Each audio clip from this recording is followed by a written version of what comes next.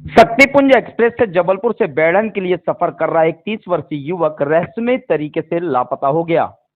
लापता युवक की पहचान कृष्णराज तिवारी निवासी खैरा रामपुर जिला सीधी के रूप में हुई है।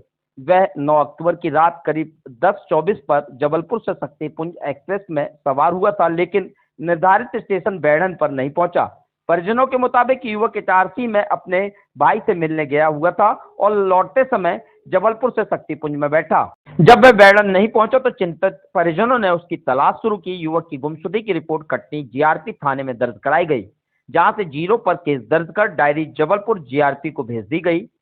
सबसे चौंकाने वाली बात तो यह है कि जब परिजनों ने जबलपुर रेलवे स्टेशन पर लगे सीसीटीवी कैमरे के फुटेज खंगाले तो उसमें युवक स्पष्ट रूप से ट्रेन में सवार होता हुआ दिखाई दिया, मगर मोबाइल की आखिरी लोकेशन माधवनगर बताई जा रही है, जिसके बाद से उसका फोन बंद बता रहा है।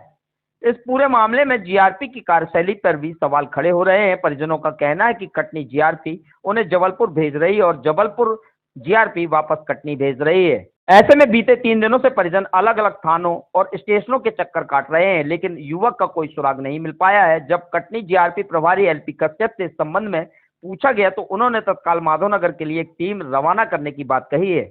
वहीं युवक के परिजन रो रो कर बेहाल है और अपने भाई की सलामती के लिए लगातार प्रयासरत है। यह मामला न केवल युवक की सुरक्षा से जुड़ा है, बल्कि रेल प्रशासन और पुलिस प्रशासन की कार्यप्रणाली पर भी सवालिया निशान खड़ा करता है।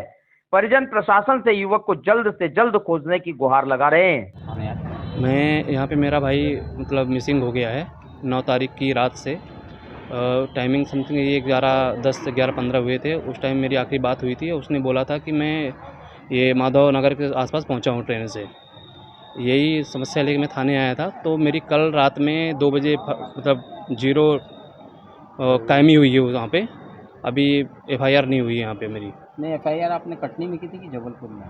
मैं जबलपुर पहले गया था तो उन्होंने बोला कटनी में होगी, यहाँ से कुछ नहीं होगा। तो फिर मैं कटनी आया तो कटनी में कल रात को हुई है, वो भी 0 कायमी हुई उसकी।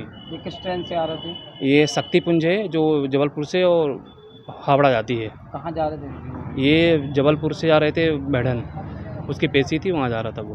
तो आप लगभग कितने दिनों से परेशान हो रहे हैं? मुझे 4था दिन हो गया आज परेशान होते हुए। अभी तक कोई खबर नहीं मिली मुझे। ना अभी तक कोई कार्रवाई हो रही है। मोबाइल वगैरह ट्रेस करवाया आप? मोबाइल ट्रेस नहीं करवाया मैंने, ऐसे बाहर से करवाया तो उसमें पता चला कि आखिरी लोकेशन उसका माधवनगर था। ये उसी आधार पे हम लोग यहाँ पे आ गए थे कटनी में। यहाँ जी। पे क्या बोल रहे थे? ये बोल रहे हैं कि हम करवा रहे हैं, देख रहे हैं, बस कल से ही चल रहा है इनका। कभी बोलते हैं कि आप आरपीएफ के पास जाओ, कभी बोलते हैं जीआरपी के पास जाओ, और बोलते हैं फिर आप सीसीटीवी कैमरा चेक करवाओ आप। तो हम लोग गए थे साउथ कटनी में, वहाँ कोई सीसीटीवी कैमरा है ही नहीं। क्या करते हैं भाई साहब जो आपके? मैं वो नोबेल हेल्थ केयर में है वो। कहाँ गए हुए थे? वो मेरे पास इटारसी आए थे। किसी काम से आए? नहीं, घूमने आए थे। उनकी वाइफ और वो, ये करवा चौथ था ना, उसके लिए आए थे वो, कि मेरी वाइफ रहती है तो बोले साथ में वहाँ पर पूजा वूजा कर लेंगे वहाँ पे, इसलिए आए थे वो मेरे पास। जबलपुर जीआरपी क्या बोल रही है? जबलपुर जीआरपी के पास मैं गया था, बोली यहाँ का केस नहीं है ये। उन्होंने बोला कि आपका भाई यहाँ से ट्रेन में बैठे गया है, आप देख लो सीसीटीवी फुटेज में। अब कार्रवाई आपकी कटनी मतलब आपको भटकाया जा रहा है। ये 3रा दिन है।